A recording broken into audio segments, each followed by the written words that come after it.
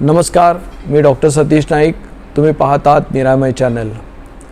मित्र हो, आपल्याला आतापर्यंत चांगलं ज्ञात झालं असेल की या माध्यमातून, या चॅनलच्या माध्यमातून आपण वेगवेगळ्या वैद्यकीय विषयांवर बोलतो. त्या विषयातले तज्ज्ञ आपल्या भेटीला येतात आणि ते आपल्यासमोर त्यांचा विषय मांडतात. आज असेच एकदम तरुण पण प्रचंड अनुभवी अशी एक व्यक्ती आपल्या पुढे आलेली आहे. तुम्ही ऐकलं असेल, डायबिटीसमध्ये अनेक प्रश्न निर्माण होतात. कोणाचे पाय कापले जातात, कोणाच्या किडन्या किंवा मूत्रपिंडांवर परिणाम होतो. तसाच एक आणखी परिणाम डोळ्याच्या पडद्यांवर डोळ्यावर होत असतो. आणि हा विषय मांडण्यासाठी मुंबईचे सुप्रसिद्ध नेत्ररोग तज्ज्ञ आपल्यासमोर येणार आहेत. त्यांचं नाव आहे चिन्मय नाखवा. चिन्मय नाखवा आपल्याला डायबेटिक रेटिनोपॅथी या विषयावर मार्गदर्शन करणार आहेत. तेव्हा मी डॉक्टर चिन्मय नाखवांना इथे निमंत्रित करतो. ते आपल्यासमोर हा विषय मांडतील आणि आपल्याला त्या विषयाबद्दल अधिक चांगली माहिती देतील.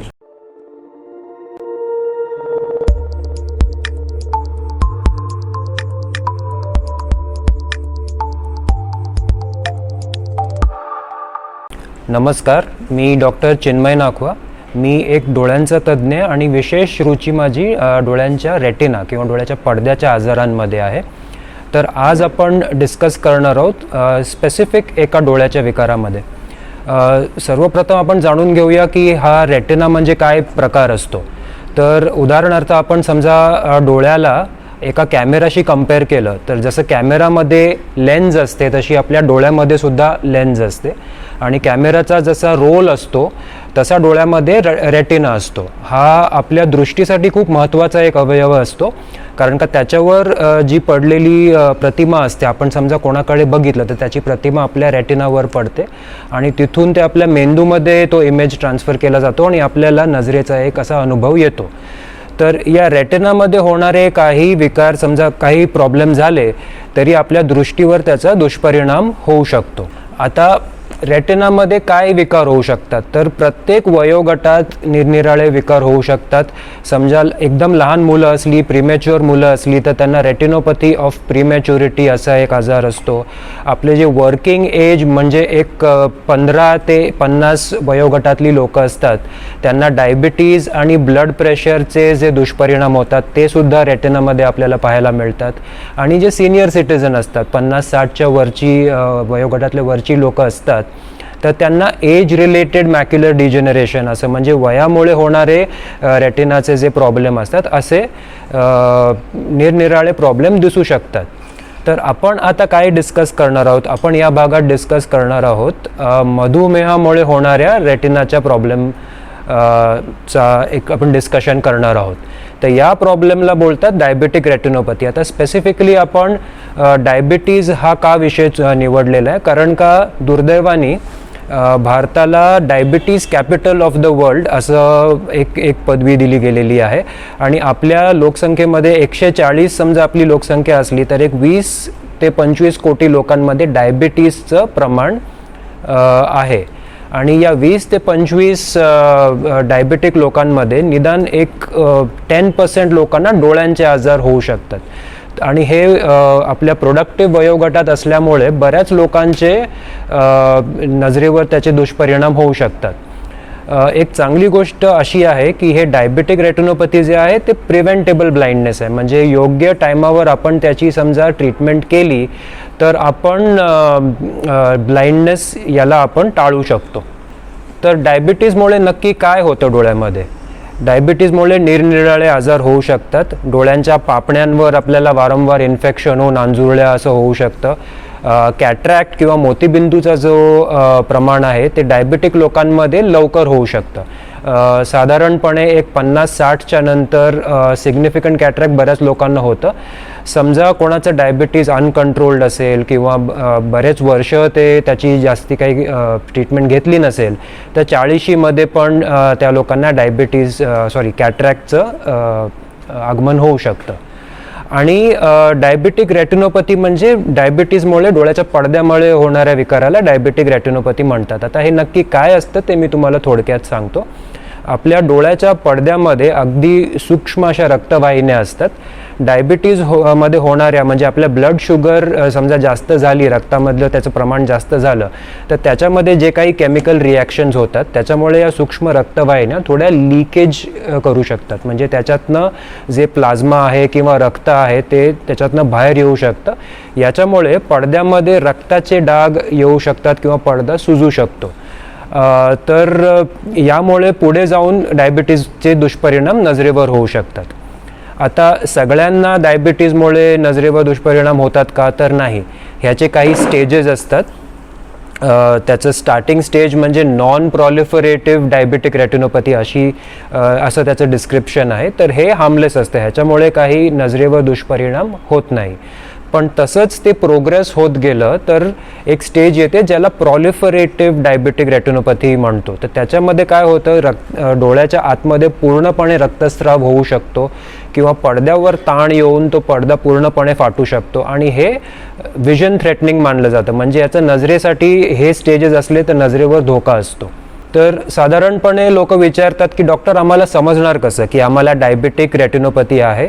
आणि हे खूप महत्त्वाचं आहे. हे कॉन्सेप्ट मी या चॅनलच्या माध्यमातून लोकांपर्यंत पोहोचवू इच्छितो की इनिशियल स्टेजमध्ये डायबिटिक रेटिनोपॅथीचे काही लक्षणं नसतात. लोकांना समजत नाही कारण का हा आतला भाग असतो, म्हणून बाहेरनं तुम्ही बघून कोणाला सांगू नाही शकत की अरे बाबा तुला डायबिटिक रेटिनोपॅथी आहे. हे योग्य तज्ज्ञांनी चेक केल्यावरच समजतं की या माणसाला डायबिटीजमुळे पडद्याचे काही आजार झालेले आहेत. ॲडव्हान्स स्टेज असेल तर मग डोळ्यासमोर असे काळे स्पॉट्स किंवा फ्लोटर्स आम्ही म्हणतो असे काही हलताना दिसतात किंवा कधी कधी एक सरळ रेष असेल ती थोडी तिरळी किंवा वाकडे पण येऊ शकतं. हे काही काही सिम्पटम्स असतात डायबिटिक रेटिनोपॅथीचे. पण जसं मी तुम्हाला अगोदर सांगितलं, मेजॉरिटी लोकांना त्याचे सिम्पटम्स नसतात. तर आमच्याकडे येणारे पेशंट्सचं मेन जे कंप्लेंट असतं ते काय असतं की डॉक्टर मला कालपर्यंत नीट दिसत होतं आणि आज मी सकाळी उठलो आणि माझी पूर्ण नजर बंद झालेली आहे. तर हे का होतं, कारण का बऱ्याच टायमापासून या लोकांना डायबिटिक रेटिनोपॅथी डायबिटीजचा विकार पडद्यामध्ये चालत गेलेला आहे, तो कधी डायग्नोज झालेला नाही आणि फायनली त्या रक्तवाहिन्या ज्या ठिसूळ झालेल्या असतात त्या फुटून रप्चर होऊन डोळ्याच्या आतमध्ये रक्तस्राव झाल्यानंतर पूर्णपणे नजर जाऊ शकते. तर आता काय करावं, याचं डायबिटिक रेटिनोपॅथी मला आहे की नाही हे मी कसं चेक करणार. तर याचं एक अगदी सिम्पलच्या डोळ्यांच्या टेस्ट करून याचं एक निदान आपण करू शकतो. तर मी थोडक्यात तुम्हाला समजवतो की डोळ्यांचं टेस्टिंग होतं कसं. आता सपोजिंग तुम्ही एका रेटिना स्पेशलिस्ट किंवा डोळ्यांच्या डॉक्टरांच्या क्लिनिकमध्ये गेलात तर काय काय होणार आहे ते मी तुम्हाला सांगू इच्छितो. तर सर्वप्रथम आपण डोळ्यांची नजर चेक करतो, म्हणजे दोन्ही एक एक डोळ्याची नजर चेक करतो. एक डोळा बंद करून तुम्हाला किती दिसतंय असं एका बोर्डवर तुम्ही किती अक्षरं वाचताय असं एक नोट केलं जातं. दुसऱ्या डोळ्याने तुम्हाला किती दिसतंय असं याचं पहिला एक डॉक्युमेंटेशन केलं जातं. आणि मग त्याच्यानंतर डोळ्यांच्या बाहुल्या मोठ्या करून आम्ही काही ड्रॉप्स टाकतो ज्याच्याने डोळ्यांच्या बाहुल्या मोठ्या होतात आणि आम्हाला डोळ्यांचे आतले भाग म्हणजे रेटिना एकदम बारकाईने आपण एक्झामिन करू शकतो. याला डायलेटेशन म्हणतात. याचा असर एक 3 ते 4 तास राहतो, म्हणून थोडंसं डायलेटेशन केल्यानंतर नजर भुरकट राहते एक 3 ते 4 तासापर्यंत आणि नंतर ती आपोआप नॉर्मलवर आली जाते. आता डोळ्याची बाहुली मोठी केली तर रेटिना स्पेशलिस्टला तुमचा रेटिना दिसू शकतो. तर काही स्पेसिफिक आणि विशेष जे यंत्रणा असतात त्याला यूज करून आम्ही पडदा बघू शकतो आणि या वेळेला डोळ्याचं जे डायग्नोसिस आहे ते तय केलं जातं, म्हणजे या पेशंटला डायबिटिक रेटिनोपॅथी आहे किंवा नाही आहे आणि त्या हिशोबाने पुढचं मग ट्रीटमेंट डिसाईड केलं जातं. आता सपोजिंग कोणत्या पेशंटला डायबिटिक रेटिनोपॅथीचे काही लक्षणं नसतील, डॉक्टरांनी चेक केलं आणि काही लक्षणं नाही दिसली, तर मग पुढे काही करण्याचं गरज नाही. जस्ट त्यांना रेग्युलर चेकअपसाठी आम्ही बोलवतो. पण सपोजिंग डायबिटिक रेटिनोपॅथीची लक्षणं दिसली, आता नक्की ही लक्षणं काय असतात, तर डोळ्यामध्ये रक्ताचे स्पॉट्स असतात किंवा कधी कधी पडद्याला सूज आलेली असते. हे एक्झामिन करताना डॉक्टरांना दिसतं आहे. तर त्याच्यानंतर काही टेस्ट केल्या जातात. डोळ्यांचा फोटो घेतला जातो, याला फंडस फोटो असं म्हणतं. हे काही कॉम्प्लिकेटेड टेस्ट नाही, त्याला काही वेगळं असं इंजेक्शन किंवा काही बेशुद्ध करावं लागत नाही. आपली हनवटी एका मशीनवर ठेवून 2 सेकंदामध्ये दोन्ही डोळ्यांचे फोटोज घेतले जातात आणि एक स्कॅन घेतला जातो, त्याला OCT स्कॅन म्हणतो. याच्याने आम्ही अगदी बारकाईने रेटिनाचं एक्झामिनेशन करू शकतो. समजा काही सूज असेल पडद्यामध्ये तर ती सूज मोजू शकतो आपण की बाबा एवढी सूज आहे, एवढी मायक्रॉन्समध्ये सूज आहे, आणि ट्रीटमेंट केल्यानंतर ती सूज कमी होते की नाही त्याचं सुद्धा आपण एक डॉक्युमेंटेशन व्यवस्थित करू शकतो. तर या अगदी नॉन इन्व्हेजिव्ह टेस्ट आहेत, त्याच्यामध्ये काही बेशुद्ध किंवा काही प्रेपरेशन्स असे करावे लागत नाही. 2 मिनटामध्ये या टेस्ट होतात आणि अजून एखाद्या मिनटामध्ये त्याचा रिपोर्ट आपल्याला मिळू शकतो. तर अशा एकदम साध्या रीतीने आपण पडद्याची टेस्टिंग करू शकतो. बऱ्याच वेळेला लोकांचा गैरसमज असा होतो की डॉक्टर मला काही डोळ्यांचा प्रॉब्लेम नाही, कारण मी माझ्या लोकल चष्म्यांच्या दुकानामध्ये गेलो आणि तिकडे माझी नजर चेक केली, त्याच्यामध्ये मला सगळं वाचता आलं, म्हणजे मला डायबेटिक रेटिनोपॅथी नसावी. तर हे चुकीचं आहे. बऱ्याच जणांना ज्यांना डायबेटिक रेटिनोपॅथी असते इनिशियल स्टेजेसमध्ये त्यांची नजर अतिशय चांगली असते, आणि हे डायलेटेशन जसं मी तुम्हाला आता समजवलं ते खूप महत्त्वाचं असतं. कारण का ते समजा नाही केलं तर पेशंट अशा एक गैरसमजात राहतो की माझे डोळे अतिशय नॉर्मल आहेत, पण त्यांना डायबेटिक रेटिनोपॅथी असू शकते. म्हणून हे डायलेटेड रेटिना एक्झामिनेशन खूप महत्त्वाचं असतं. आता पकडून चला कोणाला डायबेटिक रेटिनोपॅथी असं डायग्नोसिस झालं तर याला आपण काय करू शकतो, म्हणजे ह्याचे काय ट्रीटमेंट्स असतात हे मी थोडक्यात तुम्हाला सांगतो. तर जसं मी अगोदर तुम्हाला सांगितलेलं, हे समजा नॉन प्रॉलिफरेटिव्ह अशी स्टेज असेल आणि पेशंटची नजर अगदी चांगली असेल तर याला पुढे आम्हाला ॲज अ आय डॉक्टर काही करावं लागत नाही. आम्ही फक्त पेशंटना सांगतो बघा तुमच्या डोळ्यामध्ये डायबेटिक रेटिनोपॅथीचं आगमन झालेलं आहे. समजा तुम्ही शुगरचा कंट्रोल नाही ठेवला तर मग हे वाढू शकतं आणि मग नजरेवर तुमचा दुष्परिणाम होऊ शकतो. तर अशा पेशंट्सना आम्ही दर 6-6 महिन्यांनी चेक करतो आणि आम्ही मॉनिटर करतो. त्यांचा फोटो एक घेतला जातो आणि त्या आधारावर आम्ही मॉनिटर करतो. समजा आम्हाला वाटलं की हे डायबेटिक रेटिनोपॅथी नॉन प्रॉलिफरेटिव्ह पासून प्रॉलिफरेटिव्ह स्टेजमध्ये, आता प्रॉलिफरेटिव्ह म्हणजे काय, जसं मी अगोदर सांगितलेलं हे एक साईट थ्रेटनिंग स्टेज आहे, म्हणजे हे असंच समजा चालत राहिलं तर हे नजरेसाठी धोकादायक असतं. तर प्रॉलिफरेटिव्ह स्टेजचं समजा डायग्नोसिस झालं तर लेझर हे खूप एक महत्त्वाचं, डोळ्यांची लेझर किंवा पडद्याची लेझर हे एक महत्त्वाचं टूल असतं तुमच्या डॉक्टरच्या हातामध्ये, ज्याच्यानी हे डायबेटिक रेटिनोपॅथीचं ट्रीटमेंट केलं जातं. आता लेझर बोलल्यावर बऱ्याचशा लोकांना बरेचसे मिसकन्सेप्शन्स असतात की डॉक्टर हे सर्जरी आहे का, तर नाही, हे बिलकुल सर्जरी नाही, हे नॉन सर्जिकल प्रोसिजर आहे. त्याला काही इंजेक्शन किंवा काही दिलं जात नाही डोळ्याला सून करण्यासाठी. आम्ही ड्रॉप्स टाकून डोळ्याला बधीर करतो. तर त्याच्यानंतर डोळ्यावर एक स्पेशल लेन्स ठेवून एका स्पेशल यंत्रणाद्वारे काही लाईट डोळ्याच्या पडद्यावर दिली जाते. आता ह्याच्याने होतं काय नक्की, तर प्रॉलिफरेटिव्ह स्टेजमध्ये डोळ्यांचे काही भाग जे असतात ना ते नॉर्मल नसतात, ते आजारी असतात, आजारी बोलूया आपण त्यांना. त्याच्यामध्ये रक्तपुरवठा नीट होत नसतो. त्याच्यामुळे काय होतं की ह्या डायबेटिक रेटिनोपॅथीचा जो प्रोसेस आहे तो वाढू शकतो आणि त्याच्यामुळे डोळ्यांमध्ये अधिक रक्तस्राव होऊ शकतो. तर अशा या डिझीज्ड रेटिनाला लेझरद्वारे आम्ही ट्रीट करतो.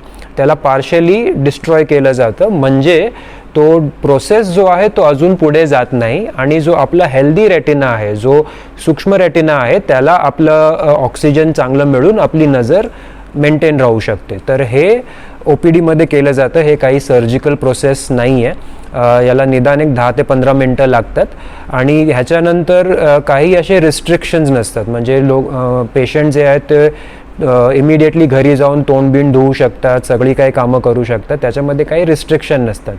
पण हे योग्य वेळी करणं खूप महत्त्वाचं आहे, कारण का हे प्रोसेस समजा डिले झालं तर मग डोळ्यांमध्ये अधिक रक्तस्राव होऊ शकतो किंवा पडदा सरकण्याची एक भीती असते.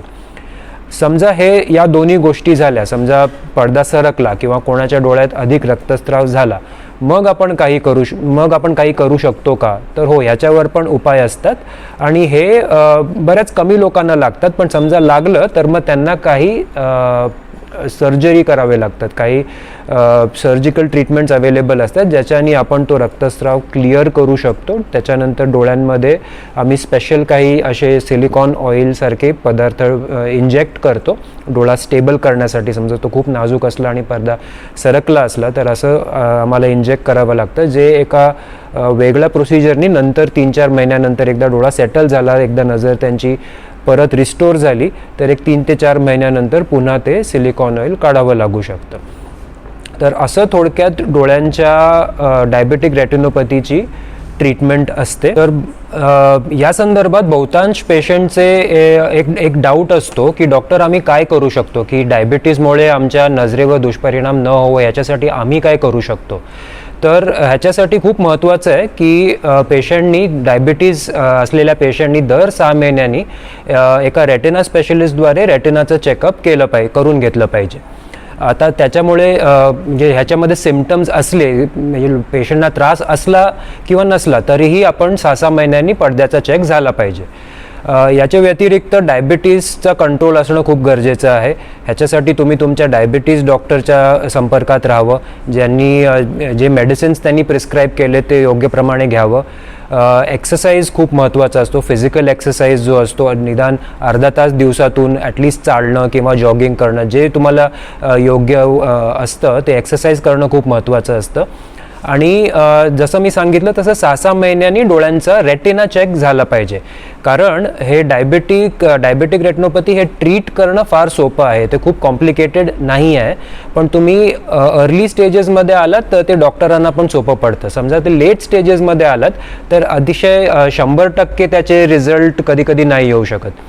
म्हणून 6-6 महिन्यांनी चेक करणं हे सगळ्यात महत्त्वाची गोष्ट आहे. तर आजच्या या चर्चेमुळे अशी अपेक्षा करतो की पेशंटना बरीचशी माहिती मिळाली असेल डायबेटिक रेटिनोपॅथीबद्दल आणि त्यांच्या ट्रीटमेंट्स ऑप्शनबद्दल. याचसोबत आपण आजचा भाग इकडेच थांबवूया. धन्यवाद. नमस्कार मित्रांनो, आत्ताच तुम्ही ऐकलं डॉक्टर चिन्मय नाखवांना. त्याने आपल्याला डोळ्याच्या पडद्याला डायबिटीसमुळे जे काय होतं त्याबद्दल आपल्याला खूप चांगली माहिती दिली. या निमित्ताने तुमचे डोळे वाचावेत, डायबिटीस झाले तरीसुद्धा तुमच्या डोळ्यांना काही त्रास होऊ नये इथपर्यंत जरी तुम्हाला कळलं तरी खूप झालं. हेच आमचं मुख्य उद्दिष्ट आहे तुमच्यापर्यंत पोचण्याचं. त्यामुळे कृपया या चॅनेलला सबस्क्राईब करा. तुम्हाला हा व्हिडिओ आवडला असेल तर इतरांशीही शेअर करा, म्हणजे अधिकाधिक लोकांपर्यंत हे पोचेल. एक जाता एक महत्त्वाची गोष्ट आहे की जर तुम्ही ते कॉमेंट बॉक्समध्ये काही लिहिलं तर आमच्यापर्यंत ते पोचेल, आम्हाला करता येईल. बेल आयकॉन दाबलात तर पुढचे येणारे व्हिडिओज तुम्ही समजू शकाल आणि हे सगळं आमच्या दृष्टीनं पण एक फायद्याची गोष्ट होईल. तुमच्याकडून जर आम्हाला काही गोष्टी पोचल्या तर त्याप्रमाणे पुढचे व्हिडिओ बनवता येईल. धन्यवाद. आजच्या पुरतं इतकंच. नमस्कार.